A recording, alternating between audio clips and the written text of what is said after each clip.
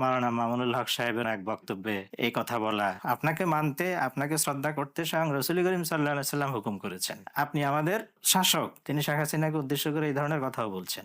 যেটা অনেকটা কফিলউদ্দিন সরকারের মসজিদ উদ্বোধনী অনুষ্ঠানে শেখ হাসিনাকে আপনি একজন জান্নাতি মহিলা বলা যেরকম অনেকটা কাছাকাছি এরকম অর্থেই দাঁড়ায়। তো আমাদের মুরব্বীদের তরফ থেকে না শুকরানা মাহফিলে উপস্থিতি, না গণভবনের কোনো অনুষ্ঠানে উপস্থিতি, না কোনো এমপির বাসায় নিয়মিত যোগাযোগ, এগুলার কিছুরই সুযোগ আসলো না। তারপরও আমাদের আওয়ামী লীগের আজ্ঞাবাহী হওয়ার তকমাটা শুধু এই জন্যই কি হবে, হক ও বাতিল কে সাথ ক্যা সুলহ, अगर तुम उनके साथ सुलह करोगे तो तुम बातिल बन जाओगे, वो हक बन जाएंगे। সেগুলো সাহেব হুজুর খেলাফত মজলিসকে নিয়ে আওয়ামী লীগে যোগদান করেন এবং সেটার কিন্তু পুরো ডকুমেন্ট আমাদের কাছে আছে। হযরত মুফতি সাহেব হুজুর শাহীল সাহেব হুজুরের জানাজা অংশগ্রহণ করেছেন 92-93-তে। মুফতি সাহেব হুজুর আর শাহীল সাহেব হুজুরের মধ্যে বিরোধ তো দূরের কথা, কখনো মতভিন্নতাও দেখি নাই। বিরোধের সূত্রপাত